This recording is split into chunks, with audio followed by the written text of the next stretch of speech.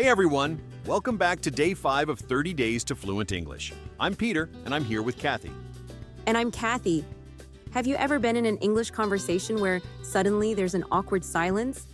You don't know what to say next, so the conversation just stops?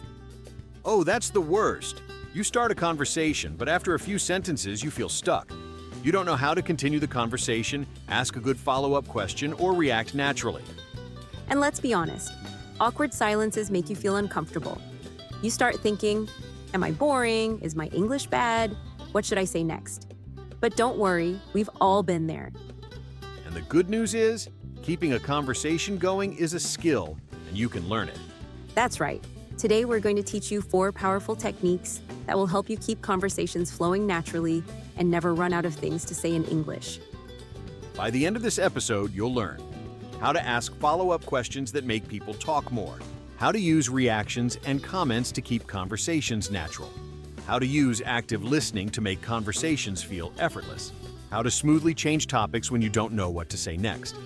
So, if you've ever felt nervous about keeping a conversation going in English, stay with us, because today's episode will change the way you communicate. Let's start with the most important skill for keeping a conversation going, asking follow-up questions. If you don't ask questions, a conversation will die quickly. Think of it like playing ping pong. If you don't hit the ball back, the game is over. Exactly. One of the biggest mistakes learners make is only answering questions without adding anything. Let's see a bad example. What do you do for work? I'm a teacher. End of conversation. Now let's try the right way, by adding information and asking a question back. What do you do for work? I'm a teacher. I teach high school math. It's challenging but fun. What about you? See the difference? Now the conversation keeps moving. Instead of just stopping, B shared some extra details and asked a question back. Let's practice. I'll say a question, and I want you to answer with details and ask a follow-up question. Ready? What do you like to do on weekends? Your answer should include extra details and a follow-up question like, I love hiking. Last weekend I went to the mountains. What about you? What do you like to do? Great. The key is, never give just a short answer. Always add a little detail and ask something back. The second skill is reacting naturally. When someone shares something, don't just stay silent. Yes, imagine this. I just got back from a trip to Japan. Oh, awkward silence. That's not how real conversations work. But let's fix it. Here's how you react naturally.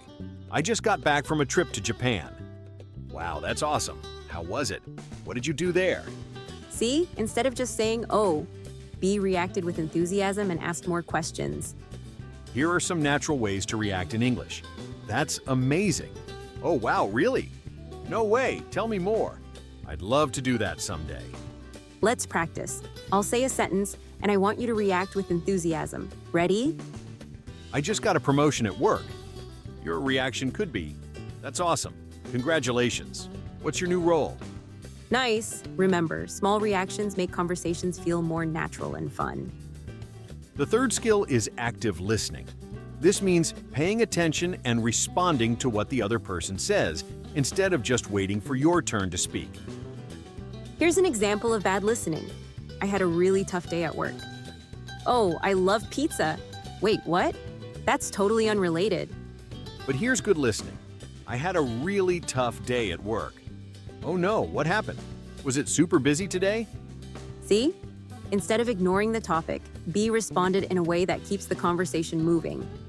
Let's practice. I'll say a sentence, and you try to respond with active listening. I just moved to a new city. Your response could be, oh, that's exciting. How do you like it so far? Nice. If you start practicing active listening, conversations will feel much more natural. Sometimes a conversation slows down, and you need to change the topic. But how do you do it without making it feel awkward? Here's a bad example of changing the topic. So I went to the beach last weekend. Oh, I like hamburgers. What? That's totally random. But here's a smooth transition. So, I went to the beach last weekend. That sounds fun. Speaking of the weekend, do you have any plans for this one? See? The topic changed naturally instead of feeling random. Here are some phrases to help you change topics smoothly. Speaking of that, That reminds me. By the way, since we're talking about travel, have you ever been to Spain? Let's practice. Listen and try to change the topic smoothly. I just bought a new car. Your response could be, that's cool. Speaking of cars, have you ever been on a road trip? Awesome. Smooth topic changes make conversations feel natural. Wow. We covered some really useful conversation techniques today to help you keep any conversation flowing smoothly. Let's quickly review what we learned. Yes. If you've ever struggled with awkward silences, these 4 techniques will help you stay confident, engaged, and natural in English conversations. Ask great follow-up questions. Instead of just answering a question, add a little extra information and ask something back. This keeps the conversation going, just like a game of ping pong. React naturally to show interest. Instead of just saying oh or okay, use natural responses like, that's awesome. Wow, really? I'd love to do that someday. This makes your conversation more engaging and fun. Use active listening to keep the conversation flowing. When someone shares something, respond to what they said. Don't just wait for your turn to talk. Show them you're listening by reacting or asking about their experience. Change the topic smoothly. If the conversation slows down, use phrases like, speaking of that reminds me. By the way, this helps transition naturally to a new subject. If you practice these 4 techniques, I promise, your conversations will feel easier, more natural, and a lot more fun. Now, it's time for your Day 5 challenge. Step 1, find someone to have a short conversation with today. It could be a friend, a language partner, or even just yourself in the mirror.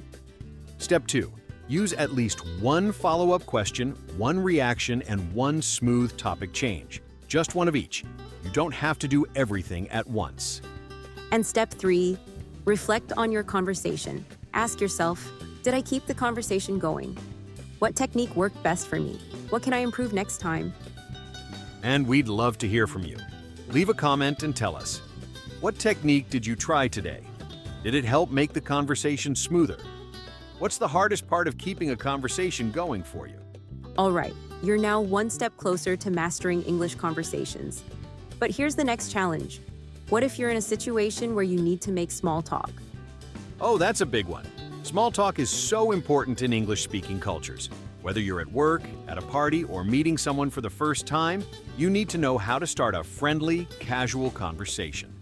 That's why tomorrow's episode is all about small talk. We'll teach you how to start a conversation with anyone, the best topics to talk about, and what to avoid, how to sound friendly and confident, even with strangers. You don't want to miss Day 6, Mastering Small Talk in English. Make sure to subscribe and follow so you don't miss an episode. And remember, good conversations don't just happen. They're built with the right techniques. So, start practicing today. See you tomorrow. And until then, keep talking, keep practicing, and enjoy learning English. Bye for now and happy chatting.